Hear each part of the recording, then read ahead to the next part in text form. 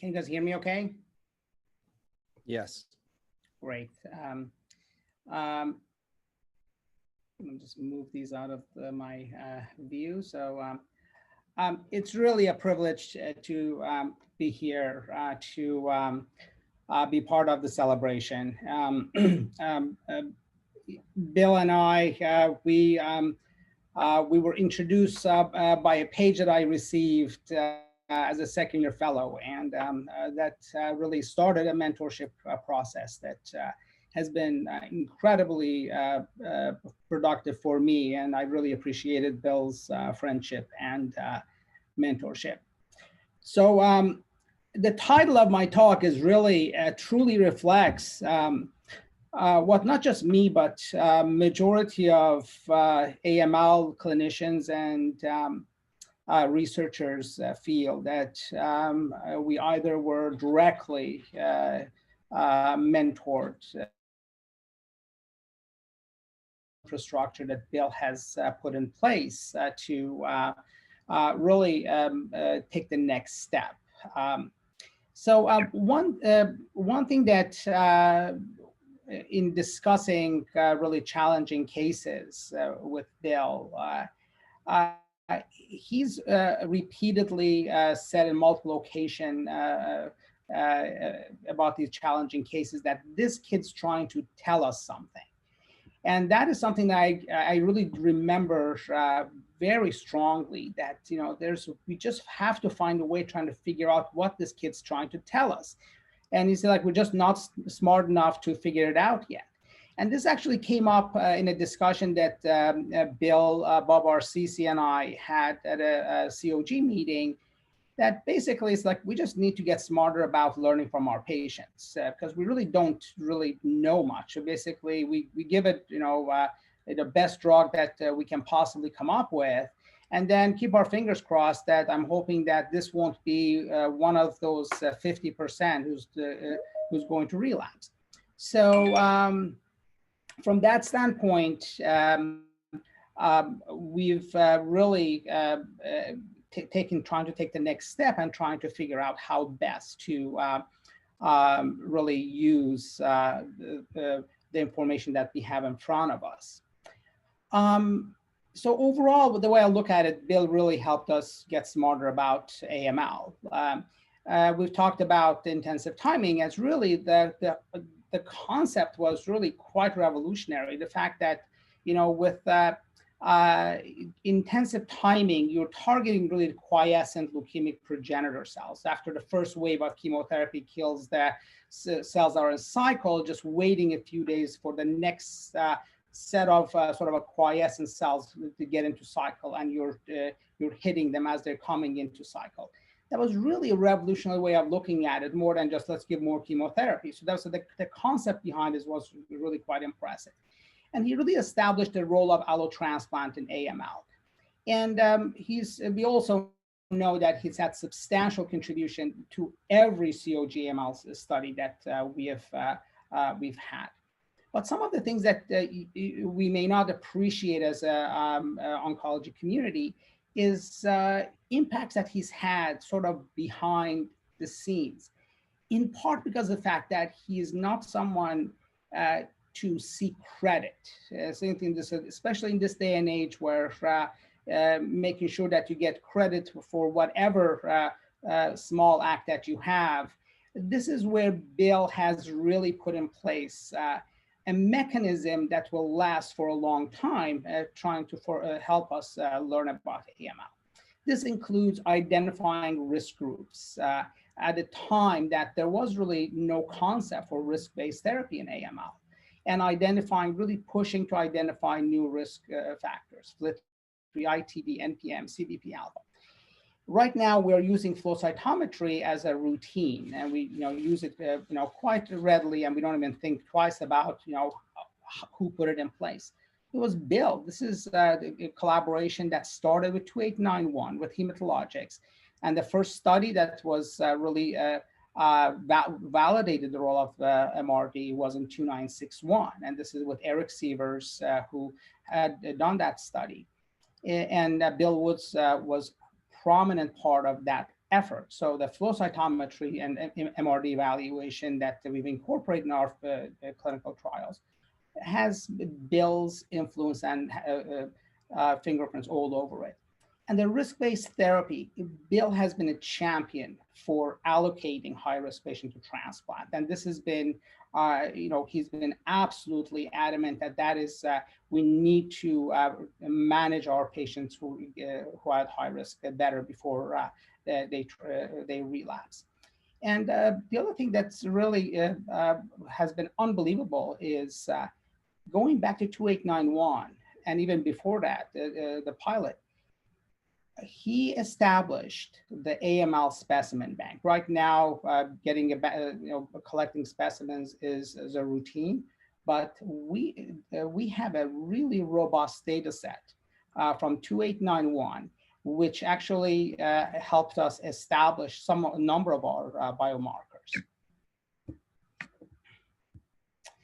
So one thing that I was alluded to, but Bill has the distinction of really running the last phase 3 trial that showed a benefit to the experimental arm. This is CCG 2891, showing that the intensive timing had a substantial improvement. And since then, all of our phase 3 trials, they have not shown any benefit, any survival benefit to the experimental arm.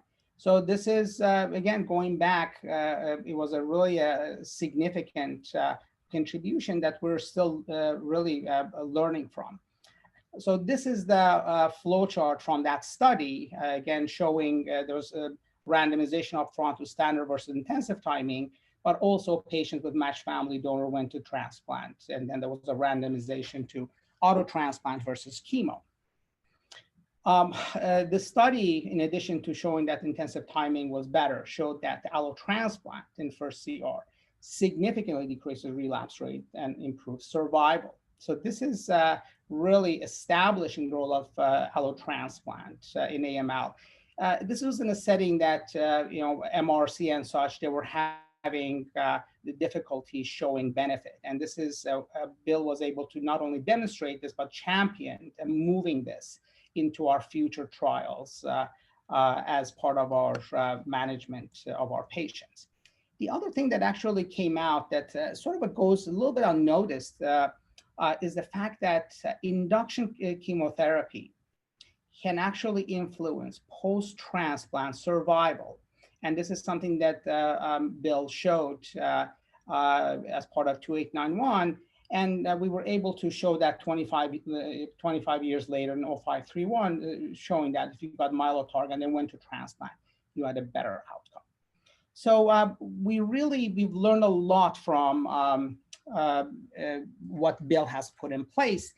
And the next question is that with allogeneic transplant, as we're moving forward, how best to allocate our patients to stem cell transplant.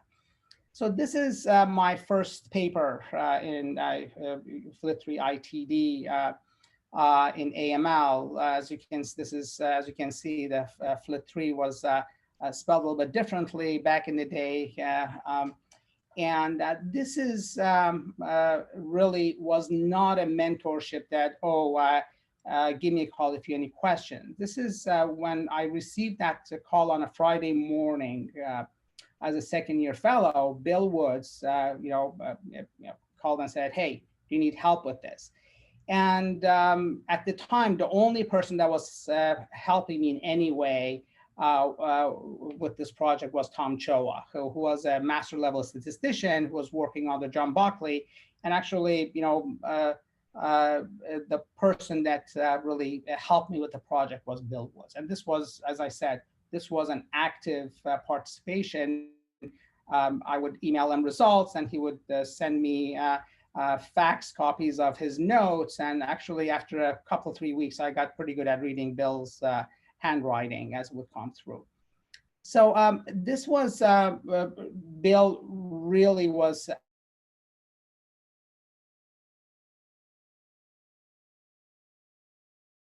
0.61 and showed its prognostic significance. And we were able to incorporate this as a high-risk marker in AML 0531. And most recently, we finished 1031 that allocated patients to sorafenib and then to transplant. And this is the immunophenotypic, basically the role of MRD in AML that I mentioned earlier. This is Eric Sievers, who did the initial work, and Bill Woods was instrumental in really moving this project from the get-go and helping it be established. Now, we established in 0531, we've incorporated in 1031, and also this is part of our risk classification in 1831, our current phase 3 trial. So when we look at our risk classification over the number of years, we had a very small high-risk group. We have a modest low-risk group, and most of our patients were standard risk. So this was our classification schema. With incorporation of new biomarkers and mutations and MRD flow, we were able to, now our new risk classification really divides our patients. We have a 26% patients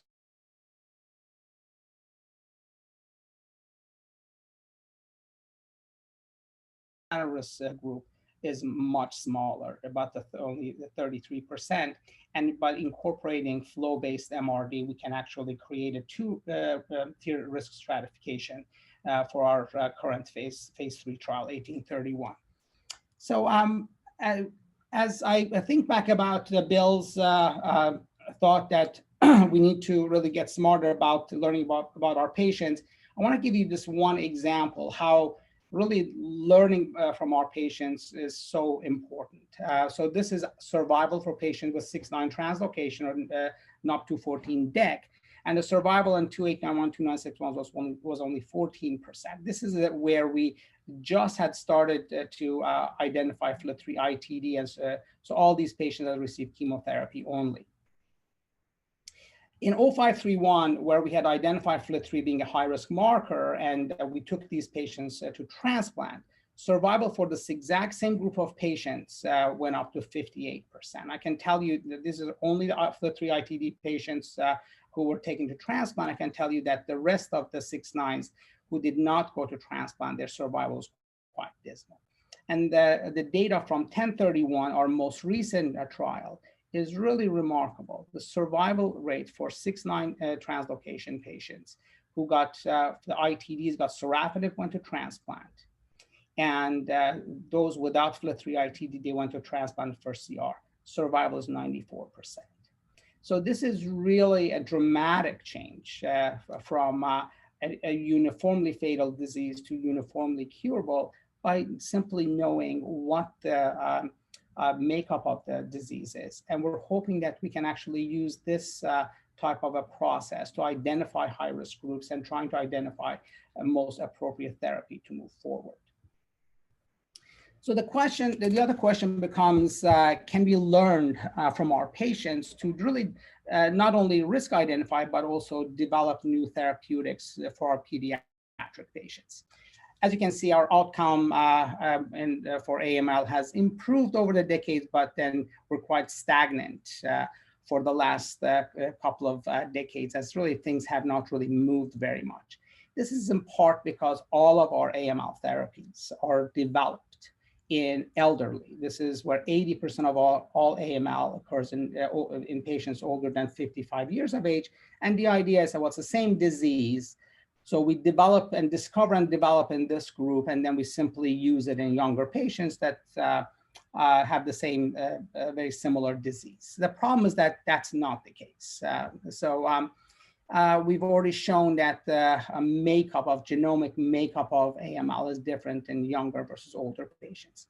So now comes the Target Initiative. This is a project that Bob RCC and I initially envisioned in talking with Bill at several COG meetings. And we were finally able to get funding to take the first step with a modest number of cases of 250 whole genome and 500 transcriptome.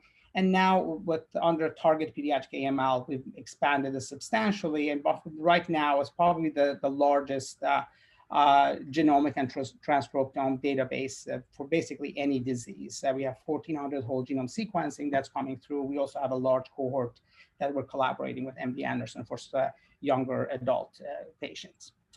So when we look at our transcriptome data, what's interesting is that we really see what a massive impact in clustering fusions have in AML. And so what we're seeing is that, for example, this is the inversion 16 patients, or 821, and MLLs. MLLs really have multiple clustering, and that's highly associated with outcomes. So we're actually able to use our transcriptome data to identify specific therapeutic targets. And this is a computational pipeline that we've generated to really go after what we call AML-specific expression. These are genes that are expressed only in AML. They are silent in normal hematopoiesis, and we've divided them into cell surface and intracellular for the purpose of therapeutic development. What we've done is that we actually put our transcriptome data through this pipeline, and we've actually identified about 20 to 30 targets that we feel that they are highly valuable targets, cell surface targets for therapeutic development, whether it's ADCs, CARs, or BiTEs. And I'm going to go through a couple of these examples. One of them is mesothelin, the other one's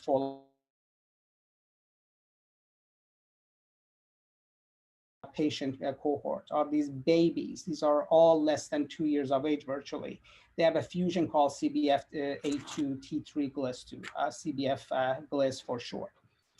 This is a cryptic inversion 16, and what we see is that the MRD rate after course 1 is 95%. So these are highly refractory patients to chemotherapy, and they're virtually uniformly fatal. So the question is that, are there targets for these patients that we can go after?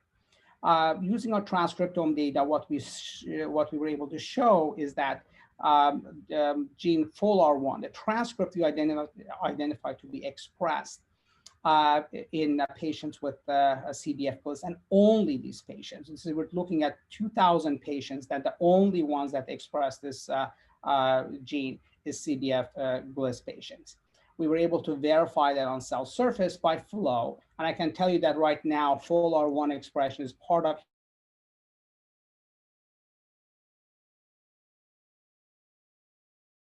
we've looked at the efficacy of an ADC that's available from ImmunoGen, that there's some efficacy.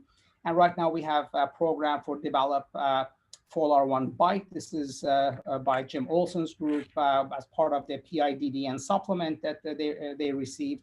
And we're also developing a FOLR1 CAR for AML. Dr. Kui Lee is spearheading that, and we have funding through LLS, TRP, and a project Stella. So, so this is one target that expressed in very high-risk cohort, and we're working on developing therapies. Another target is mesothelin. This is a target that we're looking at the transcript here in our original target cohort, and the expression of the mesothelin transcript is very similar to some of the lung cancers that is seen. This gene is expressed in at least 50% of all MLL patients. That's a really high value target for us. And we were able to demonstrate cell surface expression by flow. And again, mesothelin is another one that is part of a diagnostic panel for our patients with AML. So with a single target that's identified, we already, there's one ADC through Bayer that's moving in the clinical trial. We have another one that we've developed. There is a meso-BiTE that Colin Carenti at Fred Hutch and Andy Colbart developing. We have a meso-CAR, as well as we're working on a cord blood CAR NK. So this is quickly just showing the result of our CAR for mesothelin. This is in vitro data with the meso-CAR versus the mock transduce. And most importantly, this is in vivo data using normal one cell. These are inherently meso-expressing cell line that basically CAR T is injected about a week after mice are injected with the leukemic cells, and as you can see, we have a complete eradication of the leukemic cells, and these mice are still alive more than 100 days after CAR T. So this is just to give an example of how learning from our patients, we can really develop therapeutics specifically directly at the target. And the last thing I will leave you with is, this is a quote that I heard number of times Bill mentioned. This is, Bill has been incredibly collaborative, as everyone knows. He's a very soft-spoken person who is very encouraging, but I also want to make sure that people appreciate that when he feels strongly about something, he will take action. And as someone called it, the good trouble. And one of the highlights of my career has been being in good trouble along with Bill and Bob RCC. So I will repeat what he says, is do the right thing. So I think that is, I will leave you with that. And Bill, we love you and thank you. Thanks so much, Sahil. Yes, thank you, Dr. Mashinchi. It's my distinct pleasure to introduce Dr. Andy Kolb to speak next. Dr. Kolb is professor of pediatrics at Thomas Jefferson University and chief of the Division of Hematology and Oncology at the Nemours Center for Cancer and Blood Disorders. He's the chair of the COG Myeloid Disease Committee, as well as a member of the COG Bone Tumor Committee. Under his leadership, we are continuing to gain a better understanding of these diseases, from the molecular mechanisms that lead to cancer to the application of novel therapies in order to improve outcomes among our pediatric patients. Thank you, Dr. Kolb.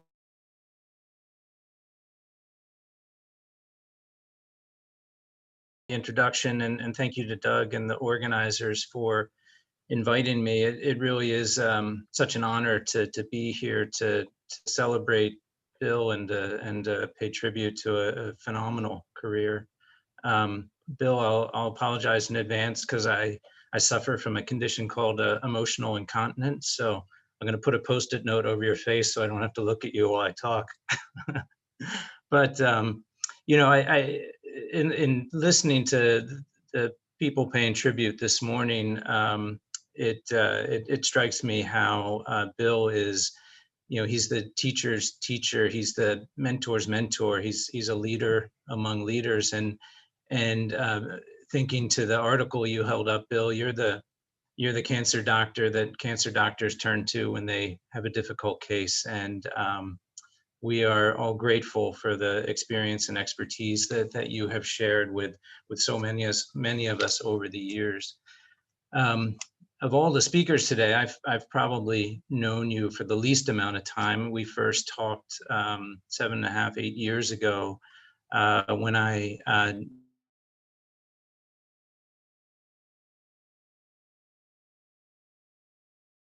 talked to Alan about the position, he told me, you have to talk to Bill Woods first, one of the first people you need to talk to. And it became clear to me in talking to you how important the work of this committee is to you, how important the investigators on the committee are to you, and how profoundly dedicated you are to the patients and families that the committee serves. And so I would like to talk today about your influence on the committee and the direction that we're going, and you know, share this as your legacy and your influence over the years.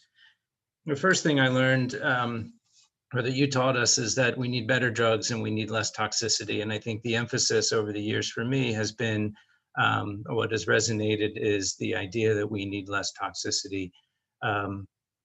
John just presented that one of our most innovative and promising therapy is a repackaging of 7 and 3. Some on the committee have called it bacon wrapped 7 and 3, but it is a very effective strategy, but we still need to identify ways to reduce toxicity. This is our current portfolio for the Myeloid Disease Committee, and I put this up just to highlight the fact that our newly diagnosed trials for AML, APL, Down syndrome AML, and CML all have a primary or secondary objective dedicated towards reduction in toxicity with a preservation of outcomes. And we have a pipeline of hopefully exciting new agents as well.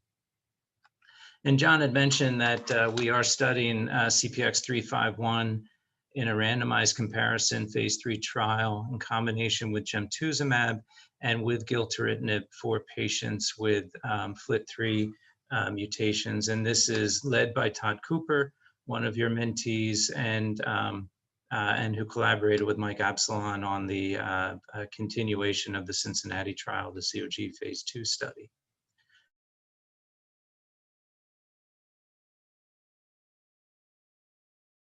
Trial inclusive of about half the patients, more than half the patients who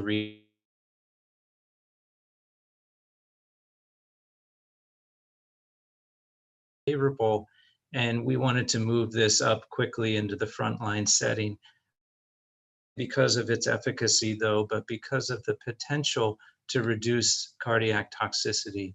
And we know, and we've heard you say so many times, that the burden of cardiac toxicity is something that these patients carry with them throughout their life. And we now see, and this is work from Kelly Getz and Richard Applink at COG, at CHOP, based off of COG data. We're seeing 1 in 5 kids are experiencing some grade 2 LVSD during their treatment, and that this left ventricular systolic dysfunction is associated with decrement's significant decrease in event-free and overall survival. We also know that for patients that get dexrazoxane, the cardioprotectant dexrazoxane, that there's reduction in LVSD and a trend towards a preservation in survival. So we know that cardiac toxicity burden is high in these patients, and we know that toxicity mitigation strategies can have a significant impact on survival, and we think a significant impact on quality of life as well. So we have some, led by Casey Ledger and Richard and Todd Cooper and others, we have cardiac toxicity objectives as integral in this study. The first is to compare cardiac toxicity across 2 mitigation strategies. One is the liposomal encapsulation of the anthracycline in CPX-351, and the other is the use of dexrazoxane for all patients with all cycles of non-liposomal anthracycline. We'll be looking at cardiac toxicity with serial echocardiograms. These will be centrally reviewed, and the central reviewers will provide quality feedback to sites.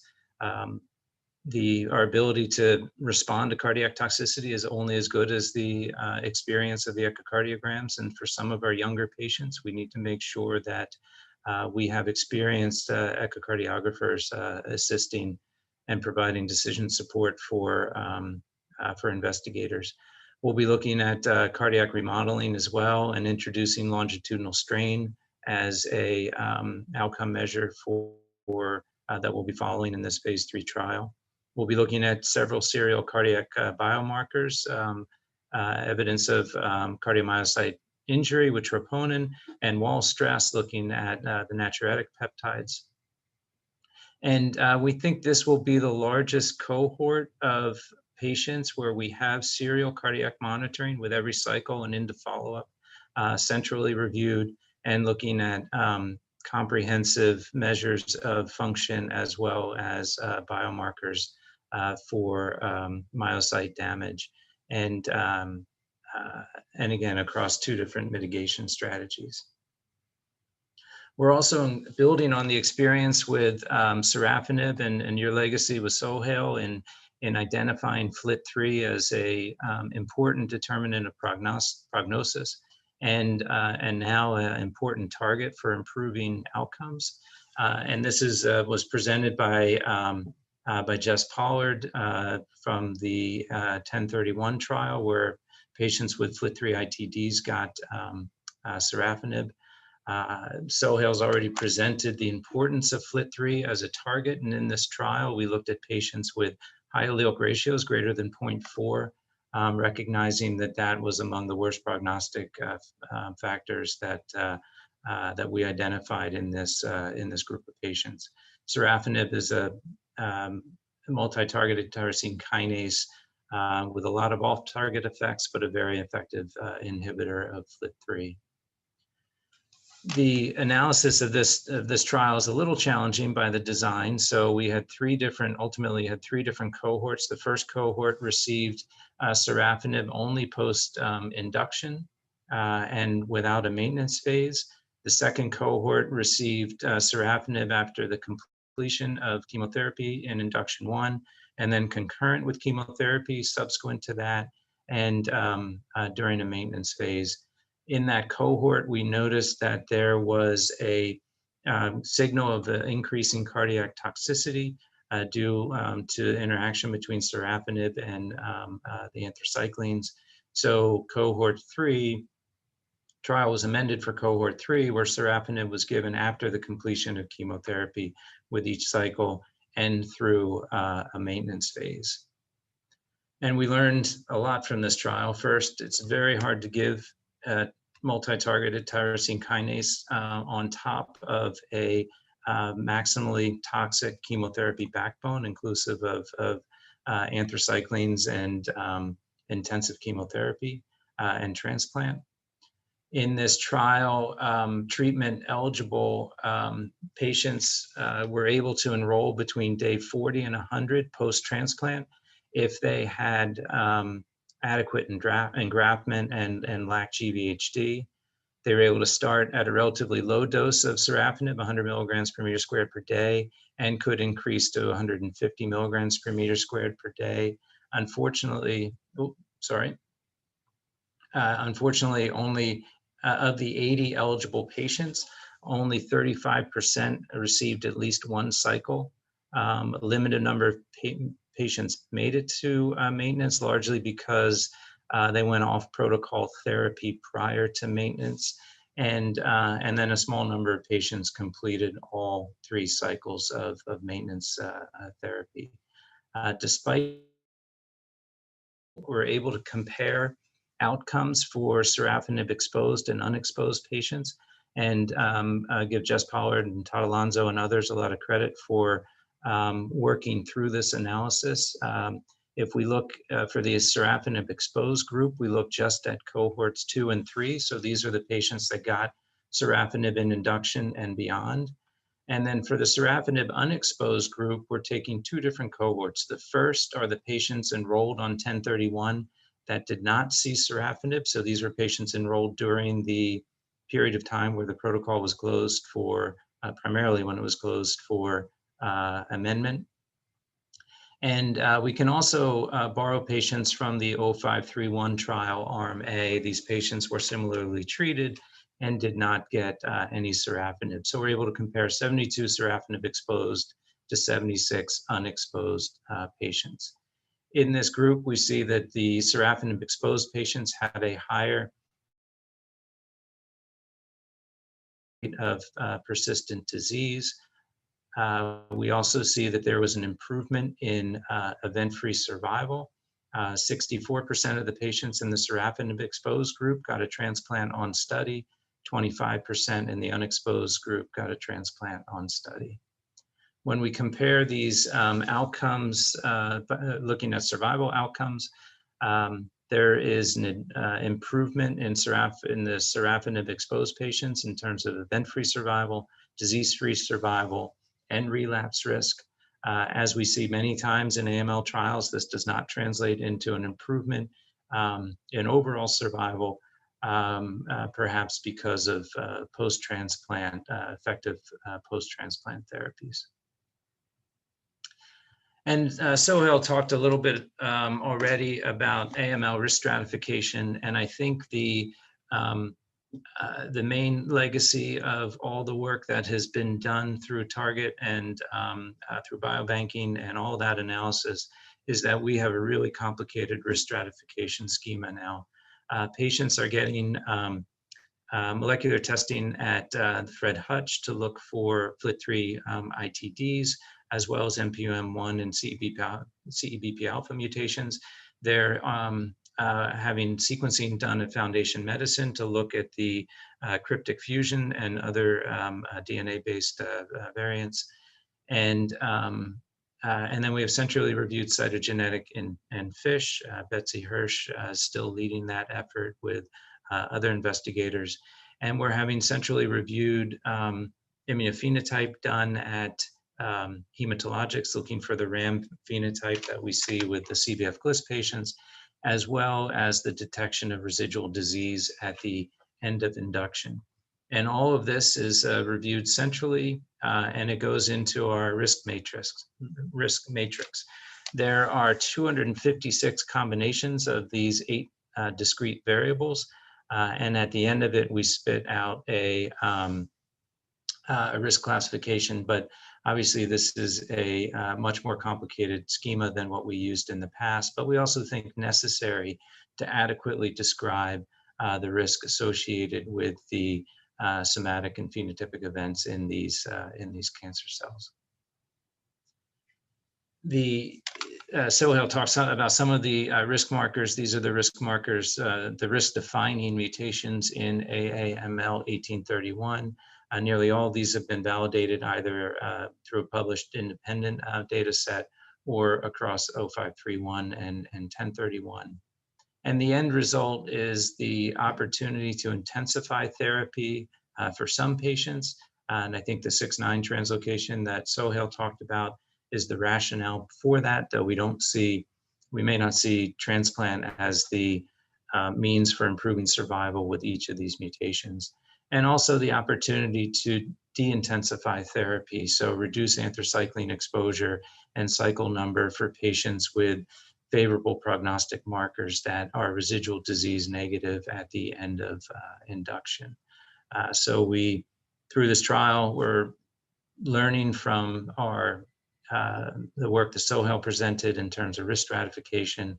We're learning from innovative investigators like Mike Absalon and Todd Cooper and bringing forward new therapies and building on the experience where we have seen success. For example, the introduction of sorafenib for patients with FLT3 mutations.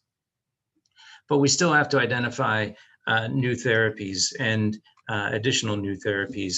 And I think the model of doing one-off sequential clinical trials is just too low throughput at this point to deal with the breadth of potential targets that we now know about, and Sohail mentioned a few of them, as well as the number of novel therapies, exciting novel therapies that are available to us.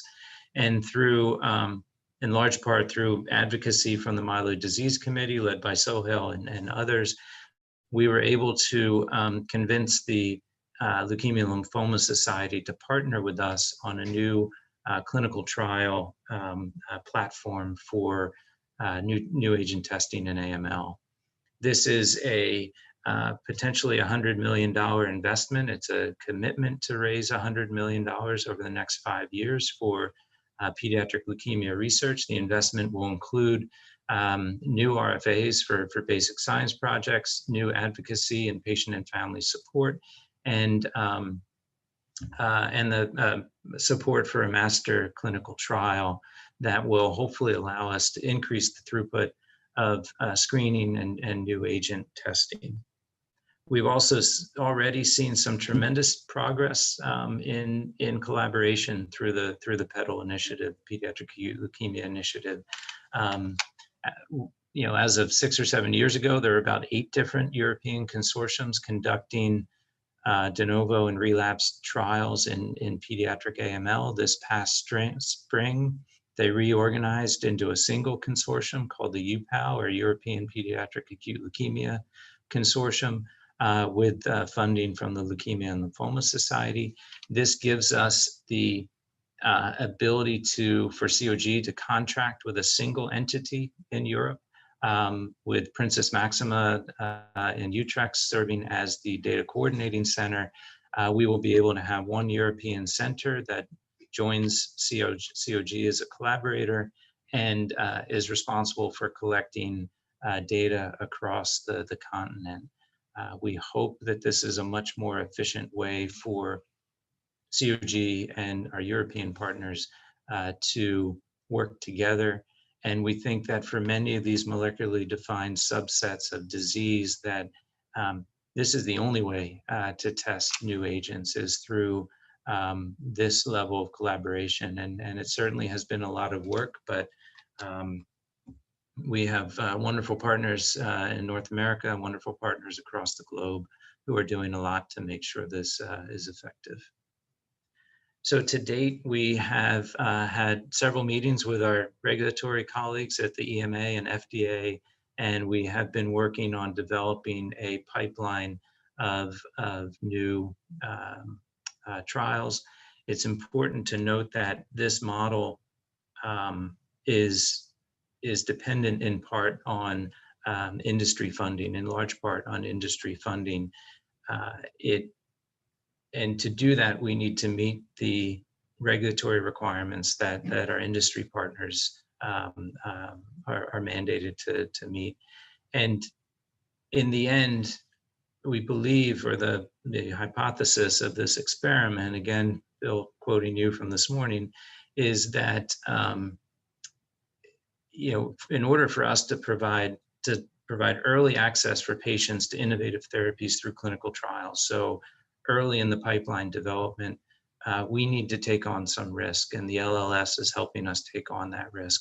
Otherwise, we're going to be dealing with drugs after they've been approved in adults, and many of these drugs have far too much potential to wait that long.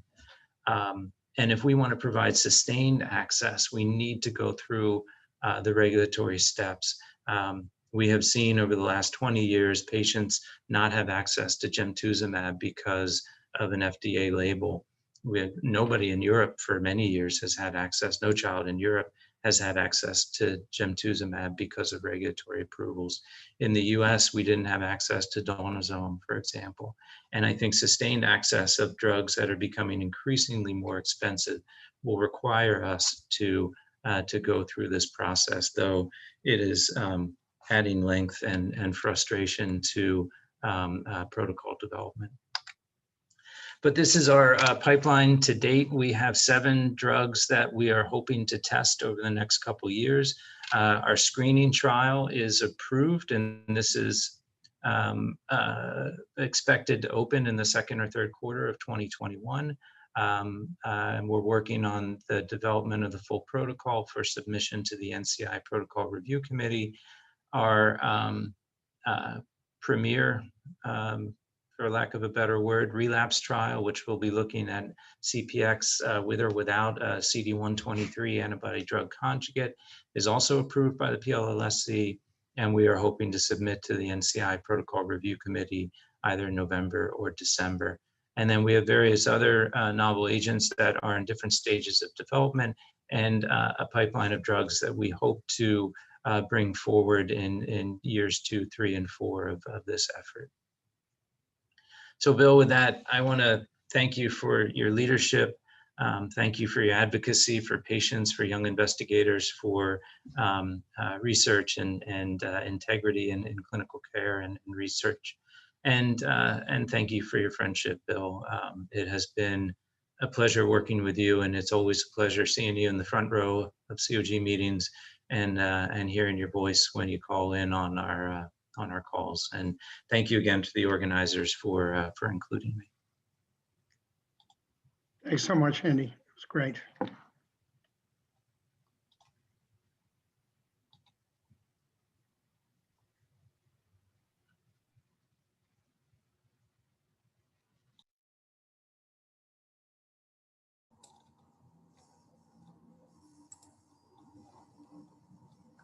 Okay, everyone, next on our agenda, we have about a 10-minute break. If you want to just step away, go to the bathroom, grab a snack, whatever you want to do until 2:55, we'll reconvene. So if you want to hop back on about 2:50-ish, 2:55, we'll start with our next speaker, Dr. Leslie Keene then. So we will see you guys shortly.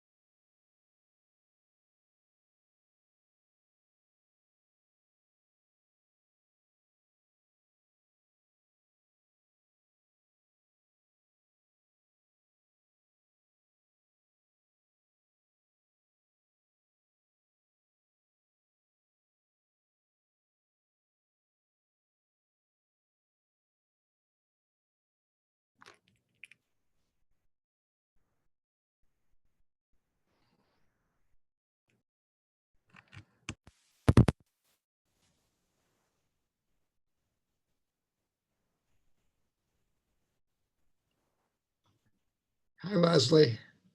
Hey, Tom, how are you? My friends.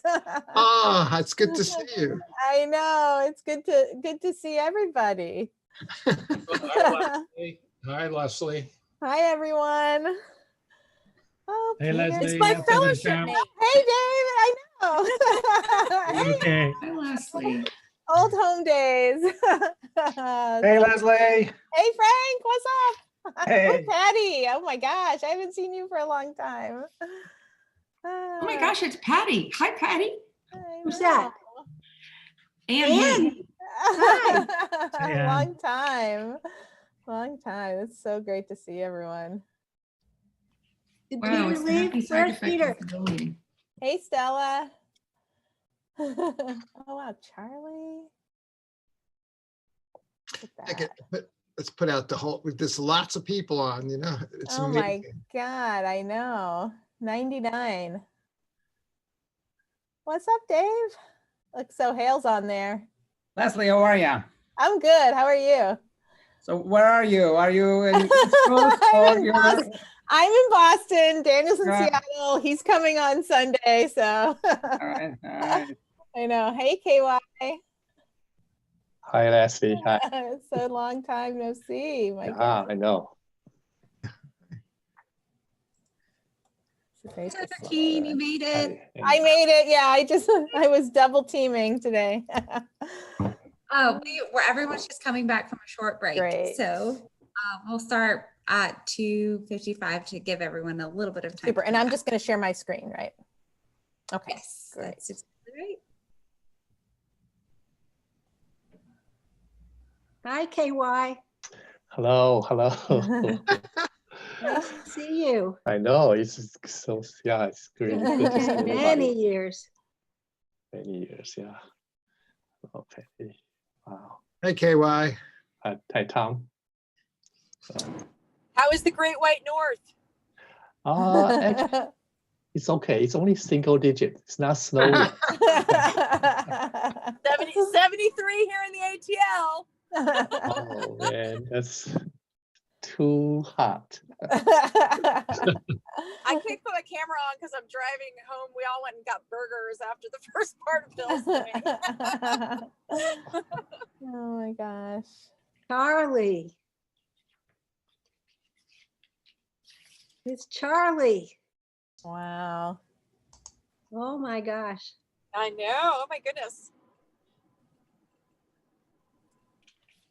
Amazing.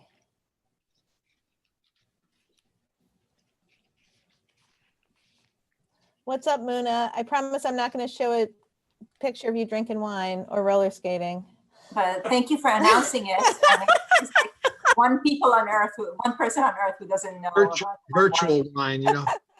It's even Do better. you have pictures of her not drinking wine? Very nice, folks. Brings out the best in me. What can I say?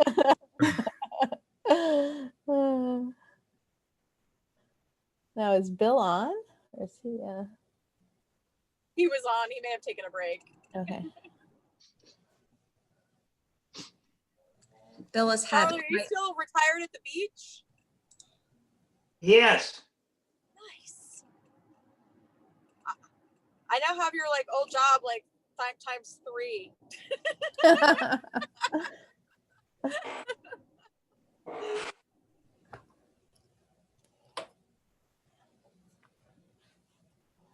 Brad, then Sean, and then I am the current lucky recipient.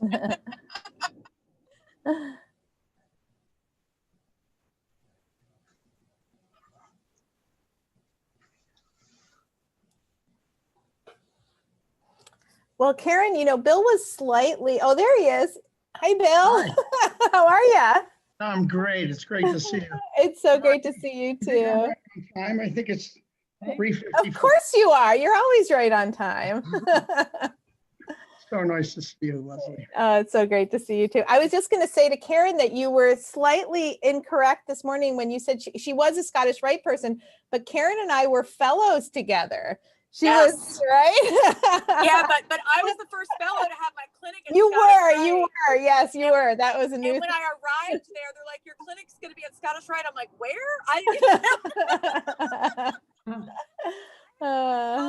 Nice.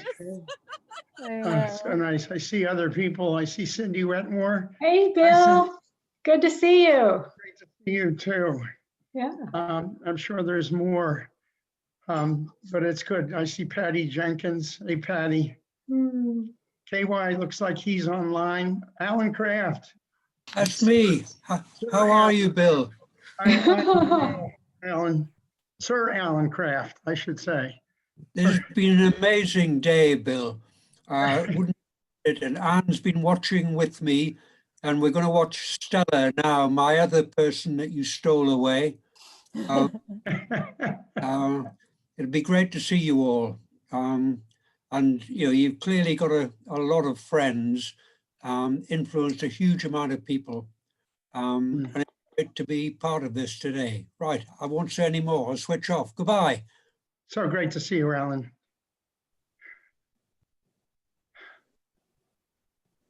And I'm sure I've missed people, but hi to all of you.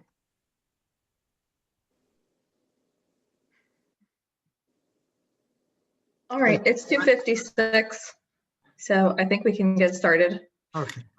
I'm honored to introduce our next speaker, Dr. Leslie Keene. Dr. Keene completed her MD PhD residency and fellowship training here at Emory, and she currently holds the Robert A. Stranahan Professorship of Pediatrics at Harvard Medical School and is the director of the Stem Cell Transplant Center at the Dana-Farber Cancer Institute and Boston Children's. Dr. Keene's research is focused on immune recognition and immune tolerance, in particular as it relates to bone marrow transplant and GVHD. She has successfully translated many innovative cellular therapies discovered in the lab from the bench to the bedside. She is also a mentor and collaborator for many of our transplant faculty here at AFLAC. Thank you very much, Dr. Keene, for joining us today. Well, thank you so much. I wish I was there in person. That's my only sadness, but I'm so glad to be online with you all. So I realized that I think I'm the only former fellow, Bill, who's talking today. So I feel just like incredibly honored. And I want to talk to you all about sort of what Bill did for me and also some research that really was directly catalyzed by Bill's mentorship. So I entitled my talk, Doing What's Right for Kids and Other Lessons I Learned from Bill. So Bill is and always will be my division director, my teacher, my mentor, my role model, and of course, my very dear friend. And I have to say that having the luck of having a mentor and a division director like Bill, I feel it continuously. Your mentorship, Bill, has helped me at every stage of my career. And to say that I feel blessed to have had cross paths with you and to have you as my teacher is really it's from my heart. So I just want to start with just a couple memories from Bill, because as I said, he was my division director when I was a fellow. So I want to just call out a couple memories. First of all, Bill at his place at the head of the Friday sign out table. We all knew he was going to be there. He was going to be there early. He was going to bring his cereal. And Bill, you had a way of not letting, of making sure everything was accurate, of probing, but also doing it at in a way that made people feel supported and not put down, even if they made a mistake. And I try to bring that to what I do, like just to make sure that I don't let things slip by, but also try to be supportive. I'm not sure I do it as well as you, but it's something that has stayed with me. The other thing Bill did, and you probably don't remember this, Bill, but I was on call with you early on in my fellowship, and you, the first time we sat together at the little sort of carve out thingy on the AFLAC floor, was to test me on the pie chart of pediatric cancer distribution, right? So, so I know it now, but I have to say I did not know it then, but I made some good guesses and you were just very kind to me. I think I put neuroblastoma like where acute leukemia should be. So because I probably had my first neuroblastoma patient, but you know, you taught me some basics about childhood cancer and I'll always be grateful for that. Bill also holds a very dear place in my family's heart because when Sohail came to visit Aflac one day, so the story goes, they went out to dinner. Instead of talking science, Bill grilled Sohail because he knew my then husband through his wife. And he grilled Sohail about my then husband to be Daniel, to make sure he was good enough for me. And this is stuck with Daniel. He knows that he better do right or else Bill will be angry. And then finally, sort of leading into my talk, Bill, you initiated these $50,000 pilot grants for new clinical trials early after I became a faculty member at Emory. And this really started this road. You made it clear that you wanted us to have first in disease trials, and you started these pilot grants, and I was lucky enough to get one. And I'll tell you, this led to this road that is last year led to an FDA breakthrough therapy designation for acute GVHD prophylaxis from our trial. And that's really what I'm going to talk to you about today. But really, Bill, without this pilot, it never would have gotten off the ground. And it really was the first sort of pebble in the pond, and the ripples have been very important for me. I do want to talk about some famous quotes from Bill. Bill, you always say, institutions don't love you back. And I think many of us on this Zoom will have probably been given the photocopied piece of paper that Bill often gives you, you know, with that sort of story about that. And Bill, I've kept that close to my heart too, knowing that family and friends are more important than our institutions. But I do have to say that, you know, you were part of the institution for me. And every time I think about that, I think, well, if you're lucky enough, the people in the institutions sort of do love you back. And that's been really transformational for me.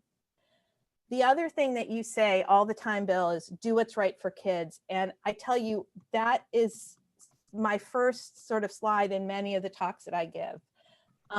That is a watchword for me. And I think it's something that you taught all of us, that if we just keep that in the front of our minds, we'll always make the right steps. And I think it speaks to your ethics and your moral compass, and it's really important to me.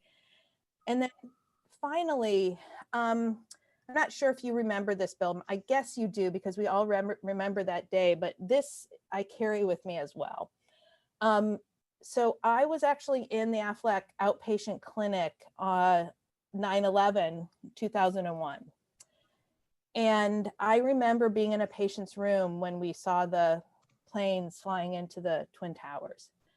And as we all know, we all felt devastated and numb and just didn't know what to do. And one of the things that I've always carried with me is you're just such a natural leader. And I think you love the people you work with so much. You came from your office to that clinic, and what you said has stuck with me since then. You said, we spend our lives fighting so one kid could live. And these folks, you know, just took so many lives in 1 second. But I think the important message there was that what we did mattered, and what we were spending our lives fighting for mattered. And I just want you to know that I carry these words and you and your voice with me in everything I do. So what do I do, and how do I try to fight for those kids? Well, I do it in the transplant trials that I try to come up with and lead and do collaboratively with my colleagues and my friends. So as you all know, I'm a stem cell transplanter, and what all of you who treat patients, you know, in oncology also know is that transplant is imperfect. And we really need to improve outcomes. And the patients that we need to, I would say that one of the areas of transplant that we really need to improve the outcomes for is MHC mismatch or HLA mismatch bone marrow transplant, what we call 7 out of 8. So 7 out of 8 HLA mismatch transplant. One of the reasons this is so important is that with the exception of white people, with the exception of Caucasians, most patients don't have 8 out of 8 match unrelated donors. So here's this graph from this very important paper in the New England Journal several years ago, which looked at data from the CIBMTR and the NMDP and showed that if you were a white European, you had a pretty good chance of finding a donor in the registry. And of course, those are the safest transplants. But if you were from essentially any other ethnic group, including African-American, which is important, obviously, in our country, you really had a very dismal shot of getting these HLA matched transplants. But if we just allowed one antigen mismatch, so 7 out of 8, you can see how every single ethnic group has a much higher chance of getting a transplant that they may need to cure either their malignant or non-malignant hematologic disease. And this really stuck with me and really created sort of the impetus for the trial I'm going to tell you about today. Because what we know about those transplants is the reason that many patients don't get transplants historically from these 7 out of 8 donors is that the risks of death after these transplants are so high that it has not been deemed a great choice for a transplant. And so my contention was that if we could make those transplants safer, more patients can get transplant and more kids in particular could be cured with transplant.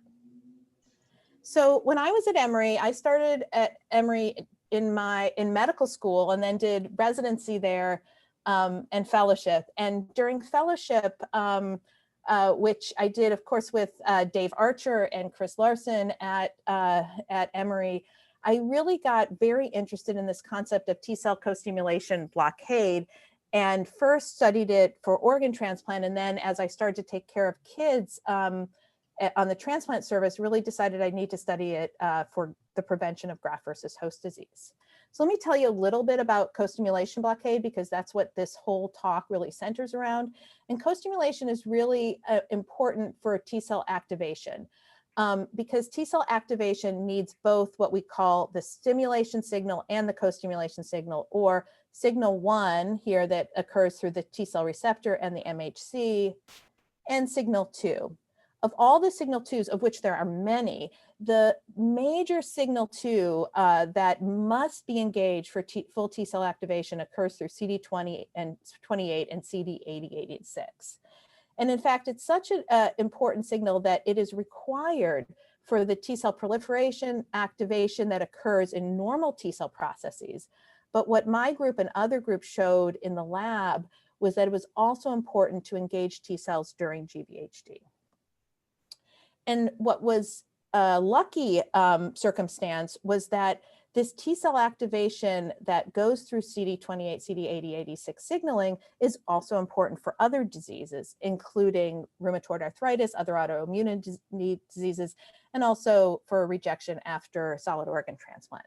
And because of this, there was a molecule named abatacept, or CTLA-4 Ig, which blocks the signal between CD28 and CD86, and in doing so can inhibit T-cell proliferation and effector function. So I spent a good deal of time during my fellowship that led right to my first job at Emory studying CTLA-4 Ig in the laboratory, as I said, both to induce immune tolerance and then ultimately in the non-human primate model that I developed while I was at Emory to prevent GVHD. And in fact, the preclinical data that we developed in my lab showed very clearly that abatacept could be important for GVHD prevention. This led to the use of that $50,000, thank you very much, Aflac Cancer Center, where we designed, and this was in concert with this wonderful group of collaborators that I still talk to every week on an official call, and then unofficially much more often than that, John Horan, Muna Kayed, Amy Langston, Ben Watkins, and a cast of thousands from Emory that are still part of my research family. So this preclinical data provided the rationale for what we call ABA1, which is a feasibility study of abatacept for acute GVHD prevention. This was an approved drug, so we could get away with testing it at its approved dose and adding it to standard methotrexate and calcineurin inhibitor-based immunosuppression after transplant. And we only studied 10 patients here, but what we found was that we could feasibly give the drug, and even in those 10 patients, there was a hint that it might be good for GVHD. And here's that sort of evidence of our strong collaborative group. Here's the first paper that we published in BBMT in 2013, and you can see the cast of thousands from the Aflac Cancer Center and also from the adult transplant and adult, both solid organ and BMT. And then we published a second paper, again, using those 10 very important patients, where we looked at the data from our ABBA-1 trial and gleaned some very important information about CMV reactivation and T cell reconstitution. But that first feasibility study provided the rationale for what we call PBMTC protocol GVH 1201, also known as ABBA-2, which is abatacept. It was phase 2 trial of abatacept combined with calcineurin inhibitor and methotrexate for graft versus host disease prophylaxis. The objective of the study was to determine if 4 doses of abatacept on days -1, 5, 14, and 28, what the impact was on the incidence of early severe acute GVHD. This is what kills patients, especially with 7 out of 8 transplants before day 100 when added to a standard prophylaxis regimen. The ABBA-2 study had 2 different cohorts. In the HLA matched patients where there was equipoise about whether adding it would be both efficacious and safe, we did a randomized double-blind study of abatacept added to standard prophylaxis versus placebo.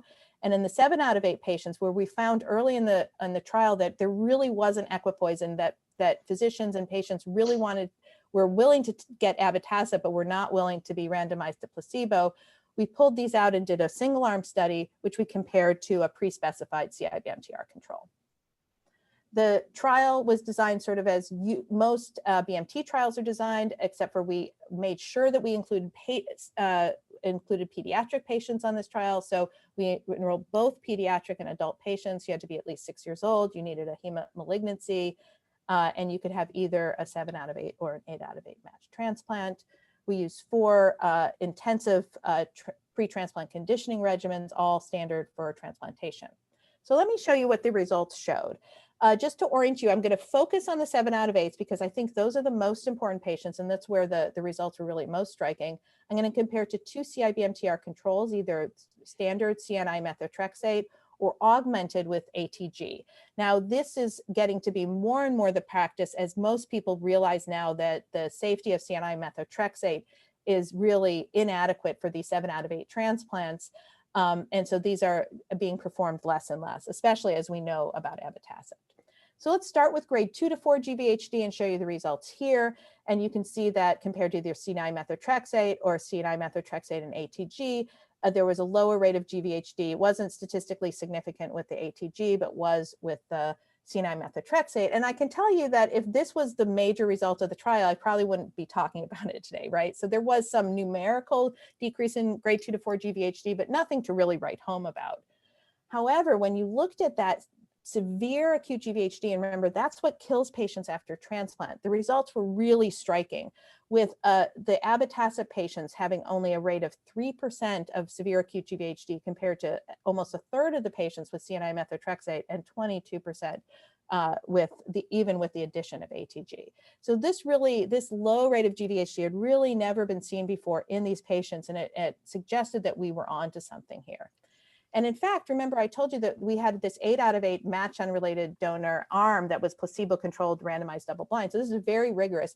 And in fact, the results that we find in the 7 out of 8 are recapitulated in the 8 out of 8. The differences are not as striking because the rates of severe of GVHD aren't as big in those 8 out of 8 patients, but there's an improvement in grade 2, grade 3 to 4, severe acute GVHD survival, and in steroid refractory GVHD, all favoring abatacept.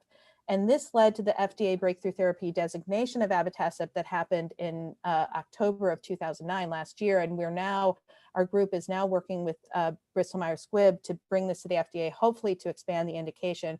And that's due to happen, the FDA submission is due to happen in the next 6 months.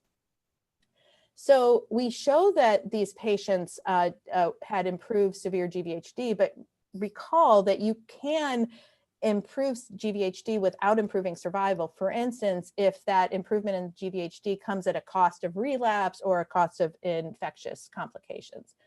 But in fact, that is not the case with abatacept addition.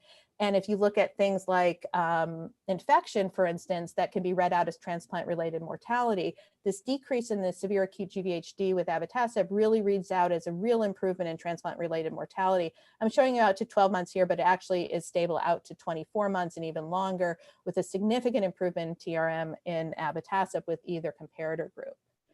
And in fact, this increase in TRM and the decrease in GVHD also reads out as an improvement in overall survival, which is really quite extensive. And again, showing 12 months here, but really is stable out to at least 2 years, where abatacept had a significant overall survival advantage, not only to the standard, but also compared to ATG.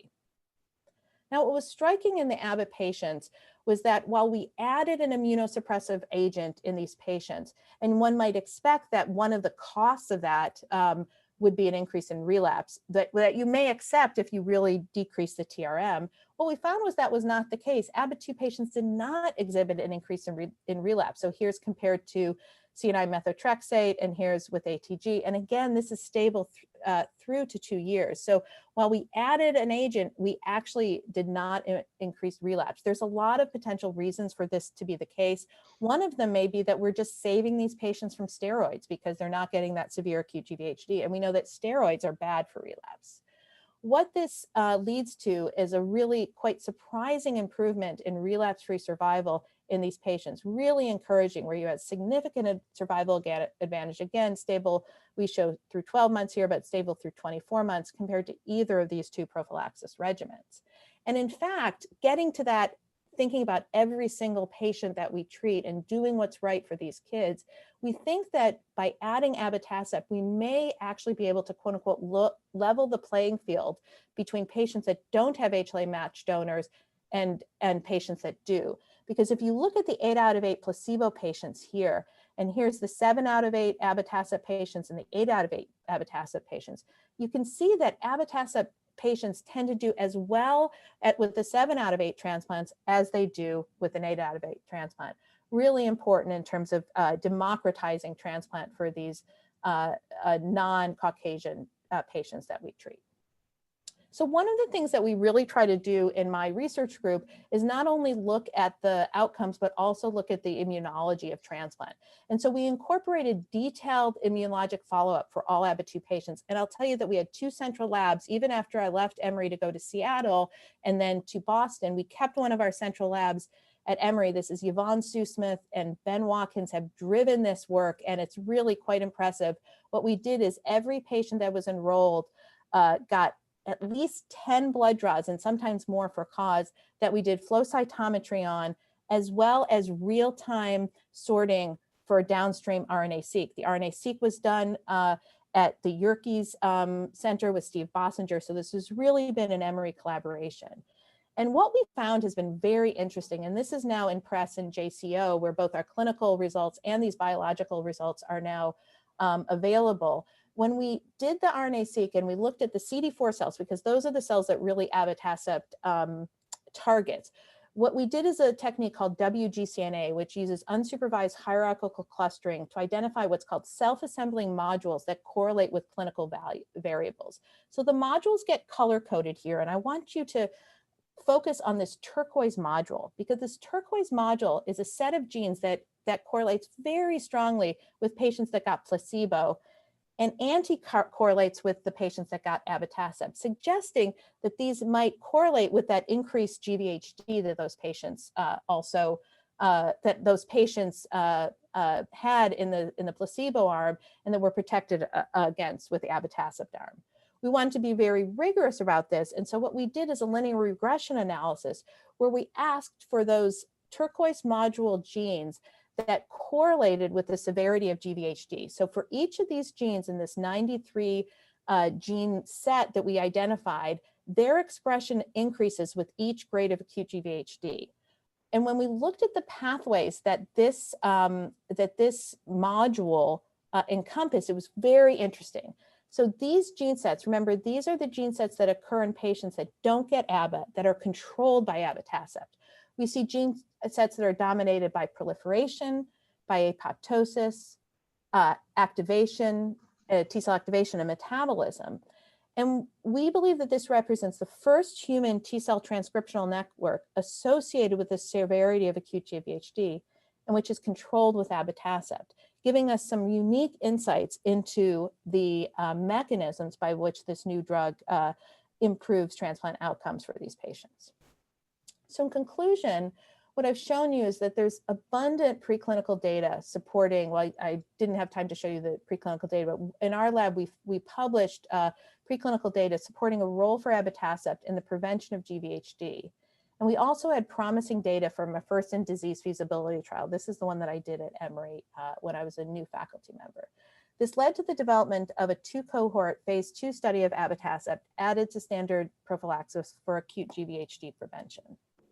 Our results suggest efficacy of abatacept in preventing early GVHD in this cohort, with favorable impacts on almost all aspects of transplant: very low rates of grade 3 to 4 acute GVHD, retained engraftment and hematologic reconstitution, reduced transplant-related mortality, improved overall mortality, no increase in relapse, and therefore improved relapse-free survival.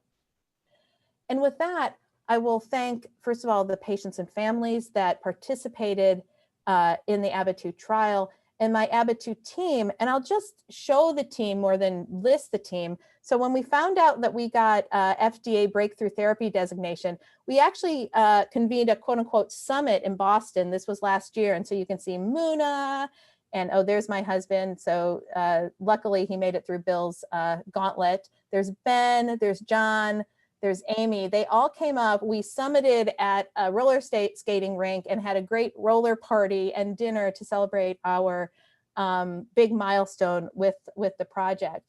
And what I'd say, Bill, I just want to point out that these are the ripples that you caused. So you supported me early in my career. It led to this road, and most importantly, to lifelong friends who I count on every day. So thank you all. Happy to take questions. Thank you. Leslie, before you leave, that was wonderful. Nice. I did have a life before Emory. And 3 of the 6 talks today are from mentees. There's 2 of them waving at you. So I stand corrected. I stand corrected. There you go. Great. Too Atlantic-centric, Bill, okay, you know. It's all Atlanta, yeah, Atlanta-centric. Leslie, some of us go back to interns for Bill. That's awesome. Great. All right. Thank you so much, Dr. Keene. Sure. I have the pleasure of introducing Dr. Stella Davies next. Dr. Davies is the Jacob G. Schmidtlap Endowed Chair and a Professor of Pediatrics at the University of Cincinnati, Director of the Division of Bone Marrow Transplant and Immune Deficiency, and Co-Director of the Cancer and Blood Diseases Institute at the Cincinnati Children's Hospital Medical Center. She's also the President-elect of the American Society of Transplantation and Cellular Therapy, and her research aims to understand the genetic mechanisms behind childhood cancer and patient response to treatment.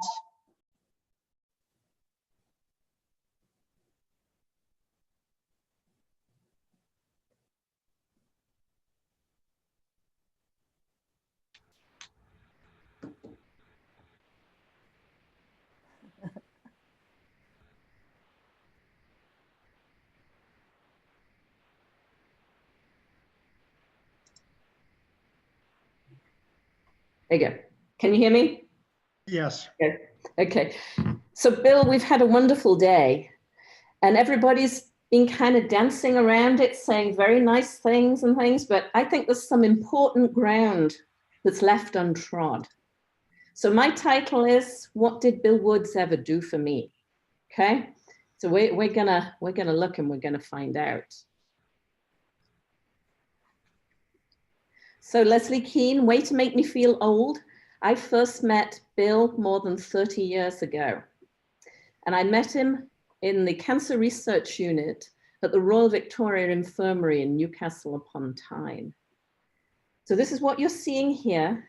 And it's called the Royal Victoria Infirmary because Queen Victoria opened it. So those of you who follow along in your history will recall that Her Majesty died in 1901. So this is a historic and somewhat older building. And I draw your attention to these little windows up here. And that is the location of the Cancer Research Unit in Newcastle. That's where our labs were. And I think this was where the maids and servants lived in Victorian times. And it was accessed through a rickety little set of steps. And up there, there was a bunch of labs. And Bill joined us on a sabbatical for about 3 months because he knew Alan Kraft, who I'm thrilled to say is on this call. Hi, Alan. And who was then he was Bill's friend, and he was then my boss. So I was a grad student and in the lab. And this is the north of England in the mid 80s. And we were very excited, a real live American coming. We hadn't really seen one before. It's a bit of a rare animal. And as grad students, you're sitting there doing your tissue culture and you're talking. And the main topic of debate was, do you think he has a gun? And we never actually resolved that question of whether he had a gun, but none was ever physically seen. But during that time, and you know how bonding it is when you're in the lab together, Bill said you should come to America. And Alan, who is on the phone, says, you need a couple of things to succeed in pediatric oncology in Britain. You need your MD, you need a PhD, and you need a BTA. So I needed to get my BTA, which is been to America. So Bill graciously said you could come. I got a fellowship from the MRC. And I set out boldly. I was absolutely terrified to Minnesota. I was so scared, I didn't even look where it was on a map until 2 weeks before I got there. I got there on Labor Day, and it was beautiful. It was green, there were trees, the sun was shining, and I thought, this is fabulous. 2 months later, it snowed. So, what do I owe to Bill? Well, because I went to Minnesota, what did I get? Well, the last thing my mother said to me before I set off to Minnesota was, don't marry anyone, you'll never come back. So of course it was the first thing I did. Bill identified my husband, who's already discussed this. It's John who spoke earlier. And because I owe Bill my husband, I also owe Bill my daughter. And because I got married, and as my mother put it, till the day she died, then got stuck there, I owed Bill my career. So everything that matters to me was brought to me by Bill. So who is Bill Woods? Well, folks, the thing you haven't talked about today is the glamour, the stardust, the razzle dazzle that is associated with Bill. How has nobody mentioned this? So I'm going to show it to you because I just can't believe you've overlooked this. So let's start at the beginning. Bill was a good-looking baby, right? Look at that, and look at the smile, folks. So just look through these pictures. It's about the smile. But even as an infant, he bore strong resemblance to a celebrity. And as he got older, the good looks came out, the suave, dashing looks are clearly associated with a movie star. There's nothing else to say about it. And as he got older yet, can you believe it? He got more handsome. Look at it. This is a person destined for a career in movies. As Bill got older, left school and entered academics, he underwent, as a lot of us do, a change in his style, and the people he modeled himself on became a little different. But still, he's in the movies. It's all there. And if you're dashing, you're handsome, you've got movie star good looks, you're a successful doctor, you're going to get the girl, right? And again, it was just like something out of a movie. So our style, all of our styles evolve as we get older. As Bill got older, he entered more of a rock and roll period. And you can see again, modeling himself on famous people. It's all there to see. We evolve further as we get older. here is Bill, and I think he was probably, John was one of his interns probably in this NICU. You can see here, the style has changed again, but yet again, it became famous. Bill is a trendsetter. You can see it there. Bill isn't the only one in his family who has the dazzle, the glamour. His kids have it too. Here's Elliot. Who does he remind you of? Dead ringer, dead ringer. And Elliot's not the only one. Who does this make you think of? Of course, it's another famous person. I know you're all thinking it. So this is a glamorous razzle-dazzle family. Last one. Bill is known for athletics. Bill is known for going out there, for running in the snow, running when his knees don't want to run, riding his bike, all of those things. Where did he get his athletic workout style from? Remember, I met him in the 80s. This is where it's coming from. You can see it there. So everybody, we always need to remember that Bill is a style setter and he brings glamour to all of our lives. So we were going to talk about what did Bill Woods do for me? So we've all talked about what Bill has taught people. And I think, you know, that is the most enduring thing, Bill, that what you've taught all of us and how you've taught us to think. And I think Leslie gave us a lovely example that you've taught us how to think about problems. And I use that every day, just as others have said. And I want to show you just a little bit of how I use it and how it's changed some of the things that we've done. So one of the first things, and I don't think you know this, Bill, what an impact this project has had on a lot of us. Oh, I don't know. I'm okay. I'm a little pumped. Hey, you know, should we eat something? Yeah. You know what I could do is I can make some. Do research with your friends. And Bill, we've talked a lot about this project, but this you know, the neuroblastoma screening project was going on when I was in Minnesota, first as a fellow, later as junior faculty. And I watched you do this project and I watched how much fun you had doing it. I watched how successful it was, how you brought together people that work as a group and can achieve much bigger things than people alone. So I've always been a big fan of research that's fun and research that's associated with dining out and drinking. So at our center over the last few years, we've had a particular focus on transplant-associated thrombotic microangiopathy, or TMA. And one of the things that we've done around this is, first, I have an academic best friend, Sonata Jodell. We do all of these studies together, but we gathered around us groups of people in different arenas: critical care, bioinformatics, other transplanters, nephrology, hypertension, pharmacology, pulmonary hypertension, genetics, to help us work together and evaluate these things. And I always remember that it's meant to be fun, that we're working together, and it's an awesome thing. And the same is true of the people you work with in the lab. This is our lab, and you can see that the lab was using masks creatively long before it was fashionable. And the other thing, Bill, that you always leave us with is the importance of family. And John showed you earlier a little girl with an Aflac duck. That's our daughter here, holding the little sign that says brilliant. And this is Emma, now known as Kitty, and she's spent a couple of summers in the lab.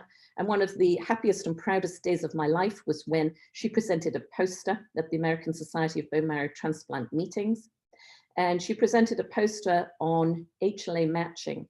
And the first study, the first paper I published in Transplant, and it was 25 years earlier, described how easy it is to find a donor after transplant. And Leslie's talked about her important advances in that. And can you believe it, 25 years later, my own daughter presented an update on those data at the meeting. So it was a fantastic moment. She did very well, but I did take the opportunity to prime a few of my friends, and they all went around and spoke to her and asked progressively harder and harder and harder questions. And when Dan Weisdorf went around and started asking about allelic variation and copy numbers in HLA, she finally twigged it and said, "Did my mom make you come and ask me that?" And he said, "Yes." That was never forget your family and include them in what you do. It's an absolute joy. So more about TMA. So what did we learn? So we started this in 2014. So not that long ago. And we started looking for thrombotic microangiopathy, which had been a bit of a Bigfoot of transplant. It was woolly, it was fuzzy, it was poorly defined. Nobody really knew what the incidence was. So this was a prospective cohort study with uniform criteria for diagnosis. Every consecutive patient, everybody screened. And we found that 39% of children met a biochemical definition of thrombotic microangiopathy. And that was probably clinically important in about 10 to 15% of cases. It wasn't all important. And we defined simple biomarkers, proteinuria, and markers of complement activation at diagnosis that were associated with poor outcome and might be worth intervention. So here was the first laying out of the disorder in a prospective and organized way that allowed us to start asking and dissecting questions about this disorder. So the first thing is to figure out how it works. What's the mechanism? Why do you see this? This is a disorder that looks like atypical HUS, which is extraordinarily rare. And here we are saying that it's happening in about 39% of patients. So the clinical evidence suggested that we were looking at endothelial injury and complement activation, because activation of complement was our evidence of disease that needed intervention. So what are the things, and these are just a couple of examples, but what would be activating complement after transplant? So this is a study performed by Nick Glaudy, a fellow in the program who's now faculty in San Diego. And in this work, Nick looked at the production of neutrophil extracellular traps at the time of engraftment after transplant. And remember, I've been doing transplant for over 30 years, and it's still kind of a miracle. We're growing a whole new organ in situ, and all these brand new neutrophils pop out between day 10 and day 15, an enormous surge of neutrophilia. And if you look, you can see that those are highly activated neutrophils. They generate lots of neutrophil extracellular traps. There's a big surge in it, and that surge correlates very nicely with the induction of thrombotic microangiopathy. And neutrophil extracellular traps are powerful activators of complement. So that's a plausible way that complement might be getting activated. And complement itself injures the endothelium. But what else injures endothelium? So here's a different paper looking at mechanism and looking at the production of F-actin. So remember what we do during transplant? We explode an entire organ in situ. Okay, so we blow it up. It's astonishing that it ever works. With 5 to 10 days of very high dose chemotherapy, we destroy hematopoiesis, and there's massive cell lysis. The only circumstances in any way similar is post-hepatitis, is acute liver failure, liver necrosis. So when cells rupture in this setting, you get release of toxic molecules that are meant to be intracellular. So remember, actin is the most prevalent protein in your cells. It's the little cross structure that holds cells up and makes them not be a bag of water. Filamentous actin is meant to be inside your cells. Globular actin, which is like the little beads of the filaments broken up, is what you're allowed extracellularly. So suddenly you get massive release of F-actin. It's like lots of little sticks in your circulation, damages the endothelium, and that causes direct endothelial injury. So here we have a mechanism of endothelial injury that is associated with the lysis of the preparative regimen. You then get a surge of neutrophils, you get complement activation, you are set up for it. So then the obvious question now is, why is it only 39%? Why doesn't everybody get TMA? So a lot of people do, it's of a different grade, but we also show here that a molecule called vitamin D binding protein is an important mop that removes F-actin from the circulation. So vitamin D binding protein, or VDBP, is one of its specific activities, and it just carries vitamin D around as a hobby. It's not one of its main activities. It's there to mop up F-actin and remove it. So people who have higher levels are protected from this kind of injury. And that has important subsequent therapeutic alterations, which we won't talk about for today. But there are other factors that importantly influence who's going to get TMA and why everybody doesn't get it. And this knocks us back to other things that Bill is always concerned about. And we've heard earlier about his work in sickle cell. Bill is always thinking about the underserved. What about other people? And we have known for a long time that African-American people will have worse outcomes after transplant than Caucasian people. And in this paper, we looked at genetic susceptibility to TMA. It's known that there can be genetic variants in complement that influence susceptibility to HUS. So we performed a systematic analysis of a large range of complement regulatory genes to look and see if we could identify susceptible phenotypes. And indeed we could. Recipients who have multiple complement gene variants were at much higher risk for TMA, and the African-American people have more variants in complement than people who are not African-American. And they tend to be variants that allow rapid activation of complement. And these increased numbers of variants led to a higher frequency of TMA in African-American people and higher mortality associated with it. So one thing that was fascinating is why would people who are African-American be more likely to activate complement? And if you think about it, our genetics are shaped by the external pressures that are our environmental pressures that are on us. And in Africa, there is a meningitis belt, a very high prevalence of encapsulated bacteria that will cause harm. Remember that children who are born without complement die of meningococcus. So if you're continually subjected to that pressure, it is an advantage to be able to rapidly activate complement and survive that pressure. If you're in my transplant unit, it's probably not an advantage to be able to rapidly activate and deregulate complement. So we've seen from the discussion of Bill's work in AML, find a treatment and figure out how to use it. How can we apply that to TMA?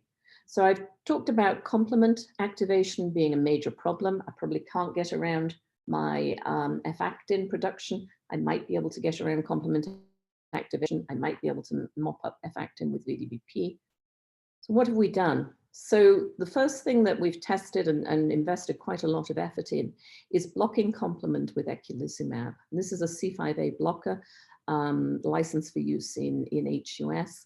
And in this initial study, we've been able to show that in people with severe TMA, we improve survival from about 17% to about 70%.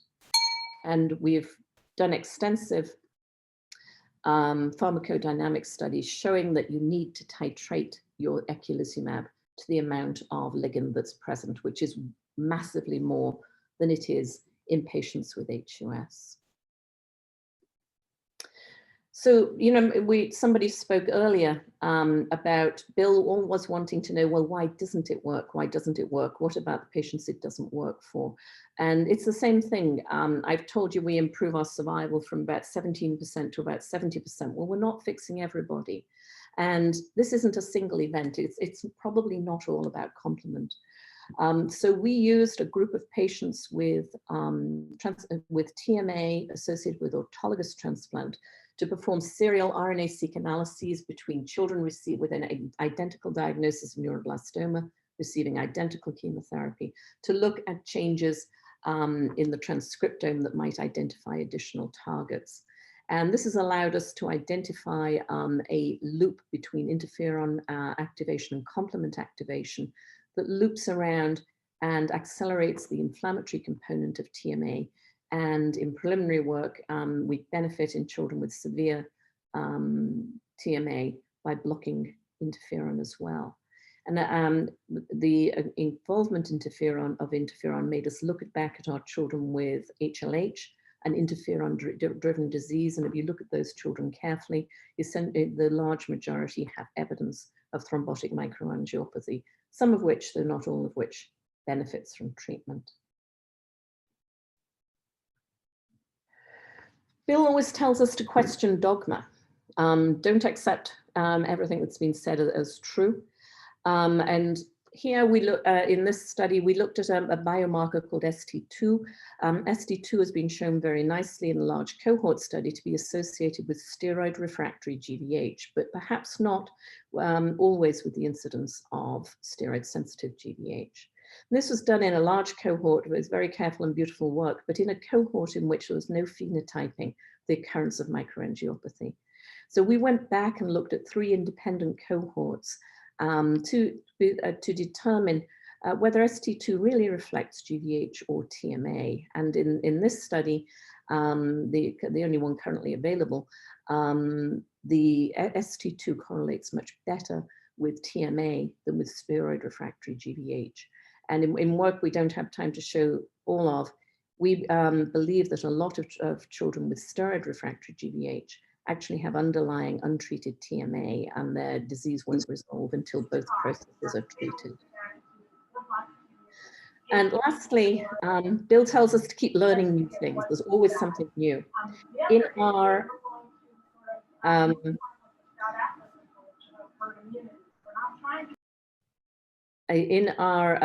epidemiological work, we've seen a close association between BK virus reactivation and causation of TMA, and we're currently looking at circulating endothelial cells from patients who have TMA and are able to show that these endothelial cells are directly infected with BK, and that the infection with BK triggers the production of interferon, which again accelerates the TMA loop, suggesting, and this is work in progress, but the treatment of asymptomatic BK viremia might be of benefit. And you can see here, HUVEX, we've got in vitro samples, and we can, in vitro endothelial cells, and we can put the children's BK viruric urine on the cells and infect them directly with clinical samples of BK.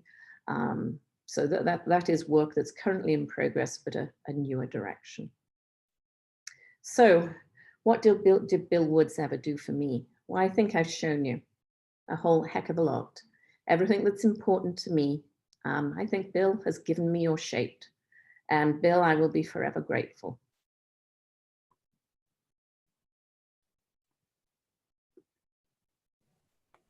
Thank you so much, Stella. That was beautiful. Thank you so much, Dr. Davies. So last but not least, I have the pleasure of introducing Dr. Alan Gamis. Dr. Gamis is a professor of pediatrics at the University of Missouri, Kansas City School of Medicine, Associate Division Director of Hematology, Oncology, and BMT, and Chief of the Section of Oncology at the Children's Mercy Hospital. His research focus is in the design and development of multi-institutional clinical trials in childhood cancer, specifically in AML. He's been active in AML research activities in COG since 1993 and has chaired several large clinical trials. Thank you for joining us, Dr. Gamis. Thank you. I hope that this is being shared. Let's see how that works. All right. And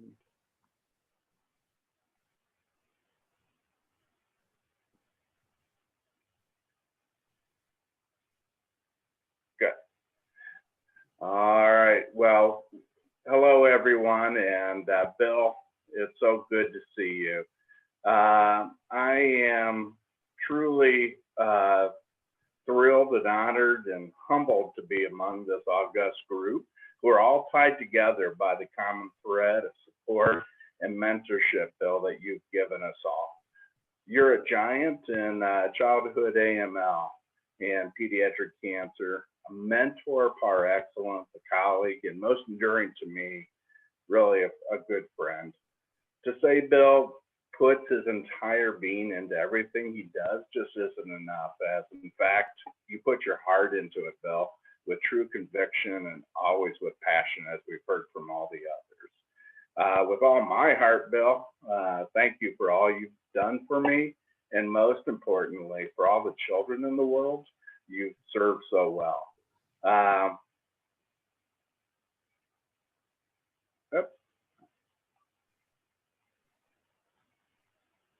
There we go. I also want to congratulate you on this wonderful and well-deserved honor your colleagues and institution have bestowed upon you today. Shown here are my fellowship interview documents, as I've known Bill since my beginning in pediatric oncology. In fact, it's literally since the day I interviewed for a fellowship position at the University of Minnesota.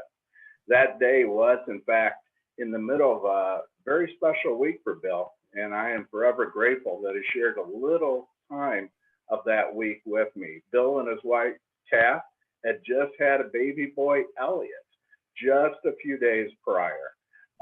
Yet, as he often would do, he still took time out to return to the U to interview me. It was a whirlwind one, as you all might expect with Bill, clearly excited and on top of the world over the birth of his son, Elliot. Yet he still gave time to a would-be trainee, me. With that meeting, my efforts in pediatric oncology and eventually AML truly began, as I saw really what dedication was and what I've tried to emulate for many years since.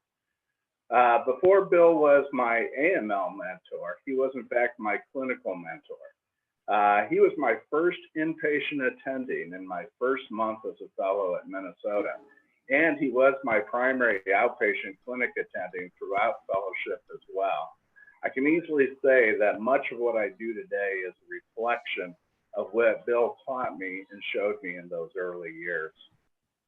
My first effort academically with Bill was a result of our epidemiology research group that we were all privileged to be a part of, with Bill and Les and John Potter leading that effort. Bill tasked me with assisting him in developing a newsletter that we co-edited and distributed around the country known as C3. Our first issue was in August 1990. With the end of my fellowship in the following summer, I handed over the reins to two future elites, one you just heard from, Stella Davies, and our good friend who is no longer with us, Julie Ross, who worked on this through their mentorship, through Bill's mentorship. As a young pediatric resident, the patient who most influenced my decision to specialize in pediatric oncology was a little 2-year-old who unfortunately succumbed to his AML. Thus, it couldn't have been more fortuitous for me to have landed in Minnesota. Bill's position at that time as the chair of the phase 2 and then phase 3 trial 2861 and 2891 was an amazing opportunity for me to learn what it took to lead such efforts. As seen on the right, every manuscript we've done together has always had a heavy dose of Bill's advice, which I truly believe has always strengthened the manuscript messages to this day. In the early 90s, alpha strep infections among AML patients were being first reported, beginning at my own institution and then later at others. In one of my first endeavors in COG AML, Bill tasked me with investigating this observation. From the robust database Bill created in that CCG 2891 study, we showed the high prevalence of alpha strep infections, with over 20% of the kids developing alpha strep sepsis and 30% or more having a recurrence of that same infection in later cycles. We had identified the risk factors of young age, intensification of therapy, and the introduction of the high-dose Ara-C, and showed the real impact upon the care and outcomes of those with it. This eventually, after several efforts, led to the successful COG study by Sarah Alexander showing levofloxacine's benefit for prophylaxis. This, combined with similar adult studies, led the IDSA to change its recommendation to the use of levo for prophylaxis, and has now led to it being a standard of care in childhood AML to prevent this infection that Bill first started to observe early in his AML study. He next tasked me with examining whether Down syndrome children tolerated standard timing AML therapy and whether it proved effective. This came on the heels of his committee's initial findings reported by Bev Lang and others that Down syndrome children did not tolerate intensive timing chemotherapy nor bone marrow transplants, subsequently leading to all the kids with Down syndrome being enrolled on the standard timing arm. Bill's study was one of the only ones to include Down syndrome children with AML at that time.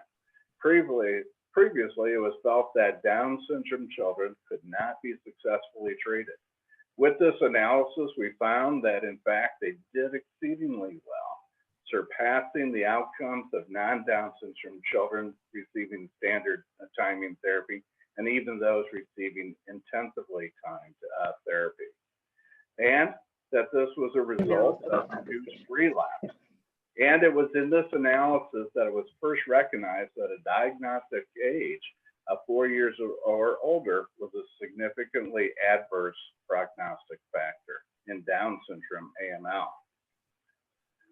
This led to the next study, Down syndrome AML A2971, that I was privileged to lead with Bill's support, where we successfully showed similar outcomes using the 3-drug regimen, this time known as continuous infusion TAD, rather than the 5-drug doctor regimen. In this study, we also validated the impact of age.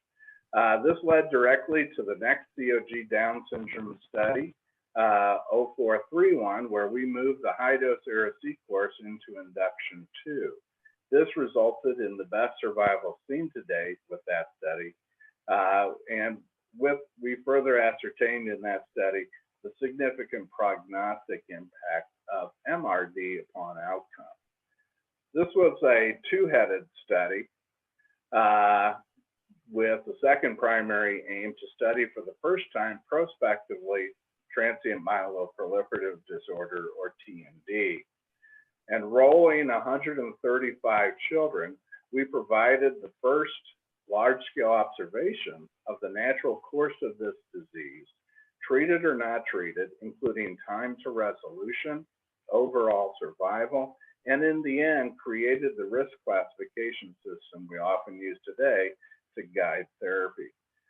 Finally, from the biologic samples collected in this study, we joined with John Crispino's lab at the University of Chicago to put out the seminal paper that showed GATA1 was the critical mutation in this entity, and it now its presence clearly delineates the type of AML seen in Down syndrome children from that seen in children without Down syndrome.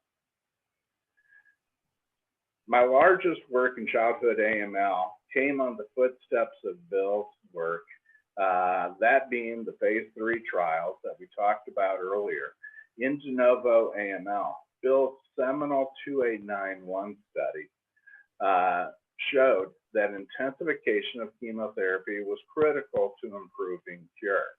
It was followed by a second COG study, 2961, that found you could not further intensify the therapy beyond that of 2891 due to both high rates of treatment-related mortality, coupled with also a lack of significant improvement in the disease-free survival.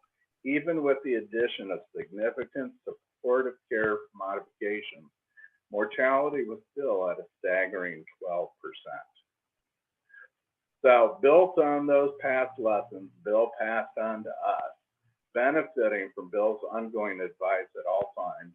An incredible group of committee members joined with me to incorporate those new discoveries by Irv Bernstein and others that, number one, AML had a unique surface antigen, CD33. It could be, the antibody could be linked to a toxin called calicheamycin, and together they could create an immunoconjugate, first called CMA 676 for those of you old enough to remember that, and then later gemtuzumab ozogamycin, or GO.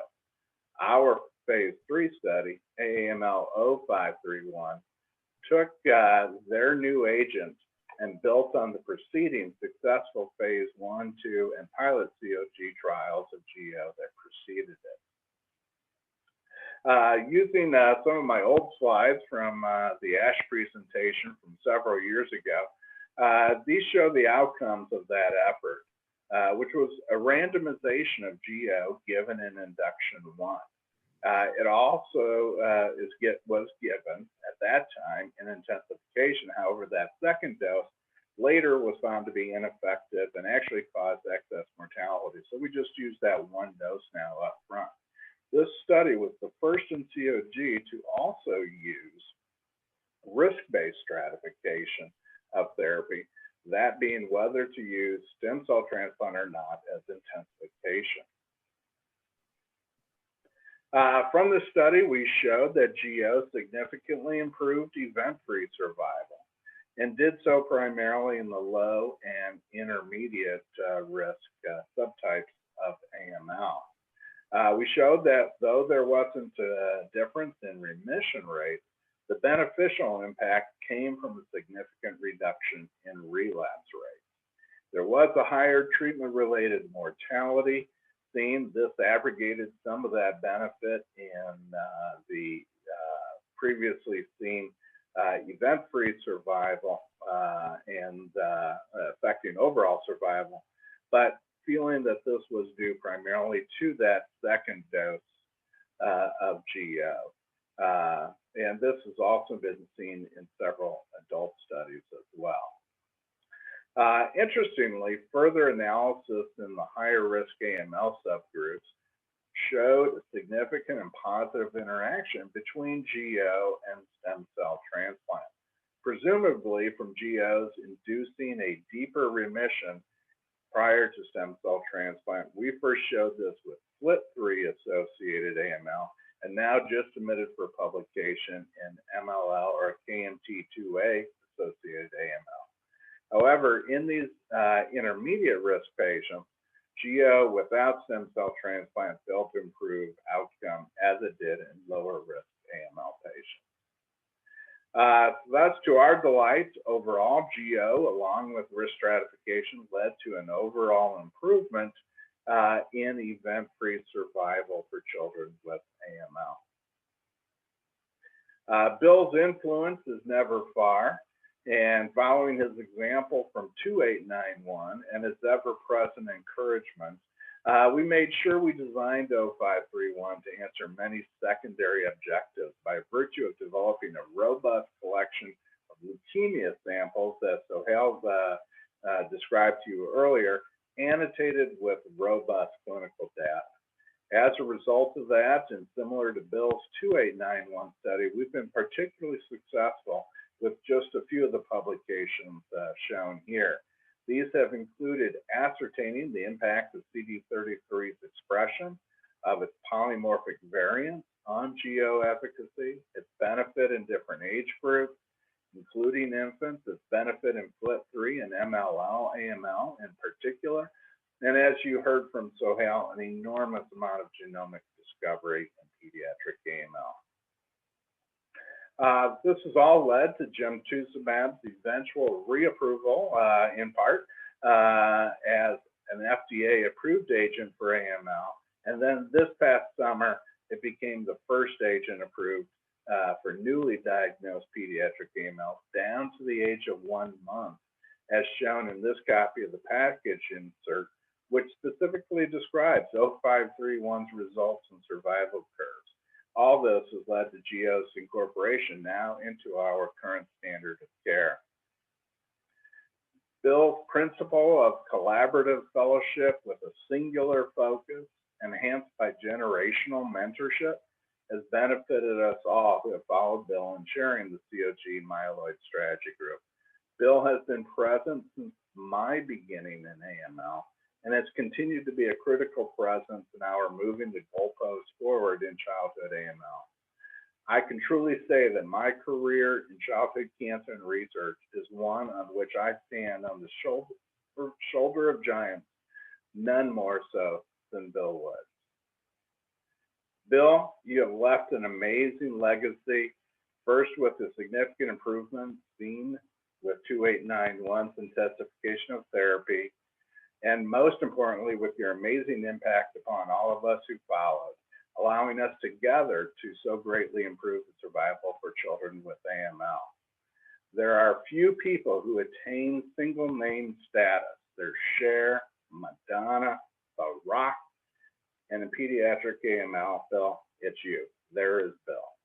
When folks say Bill, everyone immediately knows of whom we speak. With all my heart, Bill, thank you for all you have done for me, and most importantly, again, for all the children of the world. And again, congratulations on this wonderful honor your colleagues and institution have bestowed upon you today. It is so well deserved. Thank you so much, Alan. It's greatly appreciated. So it's my task to close out the day. It's been an incredible and amazing day. I want to thank all the speakers, John, Sohail, Andy, Leslie, Stella, and Alan for their amazing talks that have highlighted the incredible impacts that Bill has had on the field, on patients, on their careers, and really on all of us. I want to thank Les Robeson from this morning and Jim Fusner also for sharing their experiences with Bill. I want to thank the introducers, our fellows Holly and Julie and Diana, who helped introduce our speakers. I really want to shout out to Ali Susmith, who helped coordinate everything today, who had everything run incredibly smoothly. But most of all, I just want to thank Bill. Bill, it's obvious to you, or it should be obvious to you, the incredible impact that you've had on so many of us, on so many people that you know, so many people that you don't know, so many patients. We are so lucky and so thrilled to have been able to do this for you and to express our gratitude for everything that you've done. We are so grateful, and thanks to everybody who tuned in this afternoon and this morning to share in this incredible celebration of your contributions. Thanks to everybody for coming, and we'll see you soon. Thanks to all. It was wonderful. Thank you, Bill. Oh, my thanks really to everybody else. You're all amazing people. Send hugs, Bill. Many hugs. Thanks, Bill. Thanks, Bill. Bye. Love you, Bill. Great to see you all. Bye-bye. Yeah.